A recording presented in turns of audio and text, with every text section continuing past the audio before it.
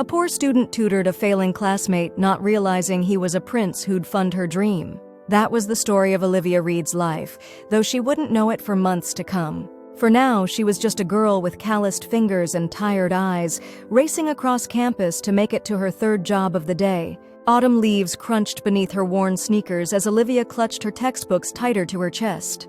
The weight of them, advanced biochemistry, organic chemistry, medical ethics, was nothing compared to the weight of her circumstances. The university library's grand facade loomed ahead, its stone pillars standing tall and imposing against the October sky. Inside those walls, she found her only peace. The library was warm. That mattered in late October when her apartment's heating worked only in sporadic, wheezing bursts. Olivia slid into her usual corner table, the wooden surface marked with years of student carvings and coffee rings. Her own small territory in a world that offered her so little space. She spread her notes meticulously, each color-coded page a testament to her determination. A full scholarship covered her tuition, but it didn't pay for textbooks or rent or her mother's mounting medical bills. Those she covered with 3 part-time jobs and too little sleep. "Excuse me," the voice startled her. Students rarely approached her table. Her focused expression usually warded them off. "You're Olivia Reed, right? From Advanced Biochem?" She looked up to find a young man with disheveled dark hair and an expensive-looking watch he seemed to forget he was wearing. "Ethan James." She'd noticed him in class. Always late, often confused, occasionally absent altogether. "Professor Whitman said you might be willing to tutor." His voice held an unfamiliar accent she couldn't quite place. "I'm struggling." That was an understatement. Olivia had seen his last quiz when the professor returned them. The red marks had nearly overtaken the page. "I don't really have time," she said, gesturing to her spread of books. "I can pay well." He shifted uncomfortably. "Very well." The words of "well" hung in the air between them. Olivia thought of her mother's voice on the phone last night, trying to hide her pain. Thought of the latest notice from the hospital's billing department. "When do you want to start?" The words left her mouth before she could reconsider. His shoulders relaxed. "Now?" And just like that, Olivia Reed's careful routine cracked open to admit something new. Their first session was awkward. Ethan struggled with concepts she found intuitive, and she struggled to explain them in ways that didn't make him feel stupid. His notebook was expensive leather. His pen probably cost more than her weekly grocery budget. Yet he took notes with a child's messy scrawl. "Let's try again," she said after an hour, pushing aside her frustration. "Think of enzyme kinetics like a key finding its lock." "I've never been good with keys," he said with a self-deprecating smile. "Always had someone to open doors for me." She raised an eyebrow but didn't comment. 3 times a week they met in the library. October slipped into November, and slowly Ethan improved. He asked strange questions sometimes. Why she worked so many jobs, why she chose medicine, whether she ever took time to simply enjoy the campus. Questions that revealed his own life had followed a very different path. "Why are you even taking biochemistry?" she asked one evening as snow began to fall outside the library windows. "You don't seem to enjoy it." Ethan's fingers stilled on his notebook. "Family expectations," he said finally. "My father believes in a well-rounded education." "And what would you study if you could choose?" His eyes lit up. "Architecture. I love buildings, how they shape the spaces we live in, how they tell stories about cultures and people." He hesitated. "What about you? Is medicine really your dream?" No one had asked her that in a long time. Everyone just assumed, brilliant student, scholarship, of course she wants to be a doctor. "I want to do research," she admitted. "Find cures. My mother has an autoimmune disease that's slowly taking her mobility. The treatments are just managing symptoms, not solving the problem." Her voice grew quiet. "I want to solve problems." Something shifted between them that night. Their study sessions began stretching longer. Sometimes they'd talk about subjects far beyond biochemistry, books they'd read, places they hoped to see, the small dreams that kept them going through difficult days. Ethan never spoke about his family beyond vague references to expectations and traditions. Olivia never pressed. Everyone had their secrets, their pains they preferred to keep hidden. December arrived with biting winds and final exams. Olivia noticed Ethan wore the same coat every day, expensive but too light for the winter chill. When she questioned him, he laughed. "I'm not used to this weather," was all he said. On the last day before winter break, Ethan aced his biochemistry final. His face, when he showed her the grade, held such genuine joy that Olivia couldn't help but smile back. We should celebrate, he suggested. She shook her head. I have a shift at the coffee shop in an hour. Call in sick, he said, then seemed to catch himself. I'm sorry, that was insensitive. You need the money. I do, she agreed, gathering her books. But congratulations, Ethan. You worked hard. He caught her hand as she turned to leave.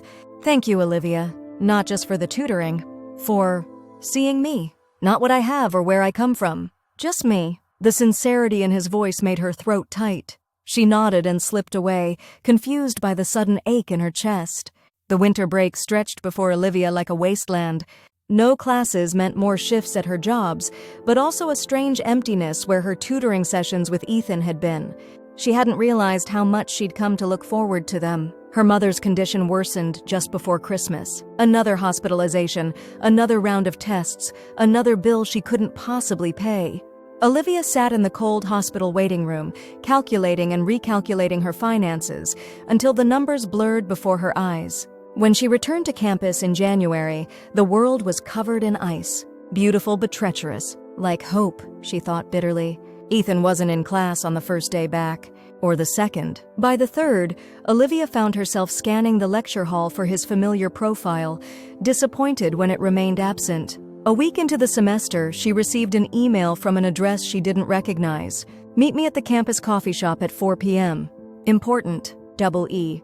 She nearly didn't go. But curiosity, and something else she wasn't ready to name, pulled her through the door of the warm cafe at precisely 4 o'clock. Ethan sat at a corner table, his expression uncharacteristically serious. Next to him sat an older man in an impeccable suit, his posture rigid as steel. Olivia, Ethan stood when he saw her. Thank you for coming. This is Mr. Hadley. The older man assessed her with clinical precision. Miss Reed. A pleasure. I understand you've been helping His Royal Highness with his studies. The words didn't make sense at first. Royal Highness? She looked at Ethan, whose face had gone slightly pale. I can explain, he said quickly. Please sit down. The truth emerged in fragments. Ethan James was actually Prince Ethan Alexandru James of Meridia, a small but wealthy European nation known for its banking industry and pharmaceutical research. He had been studying abroad incognito, a tradition for the royal family. His father believed in understanding the world beyond palace walls.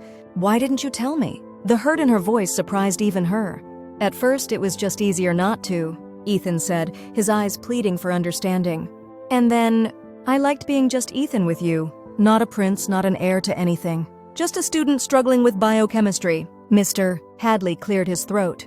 His Royal Highness must return to Meridia next week. Duty's call. But before he leaves, he wanted to discuss something with you. Ethan leaned forward.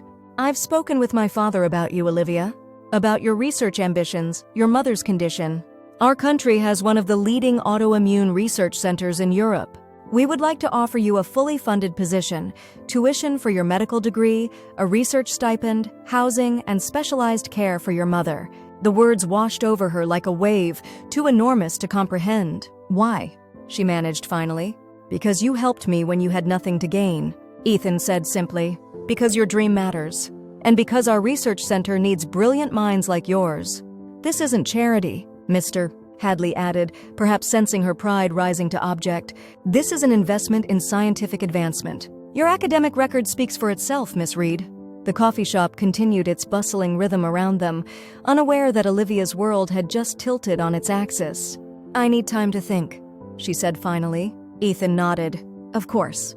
For 3 days, Olivia walked the frozen campus, weighing impossibilities.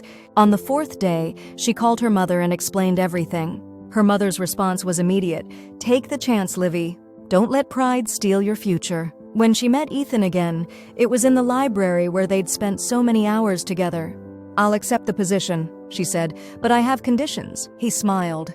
I expected nothing less. I want to earn this. Regular evaluations of my work, no special treatment. And I want to establish a scholarship fund for other students like me once I've completed my research. Done, he said without hesitation. Anything else? She looked at him, really looked at him. Not the prince, but the boy who had struggled with enzyme kinetics, who dreamed of designing buildings, who had seen her when so few others did. Yes, she said quietly. I want you to take at least one architecture class while you're completing your well-rounded education. His surprised laugh echoed through the library, earning them several irritated glances. "Deal," he whispered. Spring came to campus in a riot of green. Olivia's mother received her first treatments at the Meridian Research Hospital, showing improvement for the first time in years. Olivia prepared for her move abroad, still sometimes disbelieving of the path her life had taken. On her last day in the library, she ran her fingers over the scratches on her favorite table. So many hours of struggle, of determination, of refusing to be defined by her circumstances. "Ready?" Ethan appeared beside her, no longer pretending to be an ordinary student. The respect others showed him now was visible in their glances, their deference. "Not quite," she admitted. "Everything's changing so fast." "Not everything," he said, setting a familiar biochemistry textbook on the table. "You'll still be explaining enzyme kinetics to me when I don't understand. You understand more than you let on." She smiled. "Maybe," he conceded, "but I never pretended not to need your help. That was always real." As they walked out of the library together, the spring sunlight warmed their faces. Ahead lay uncertainty, but also possibility. A research lab where Olivia might find the answers she'd been seeking. A royal palace where Ethan might find the courage to design his own path. And between them, something neither had expected to find. A connection that had begun with a simple request for tutoring and blossomed into something that would reshape both their worlds. Sometimes the most profound transformations begin in the most ordinary moments. A student helping another student, a shared table in a quiet library, a hand reached out across differences in wealth and circumstance. Olivia looked back once at the university that had been her whole world. Then she turned toward the future opening before her, a future where her mother might heal, where her research might matter, where dreams too long deferred might finally find their moment in the light. "I'm ready now," she said and took the first step forward.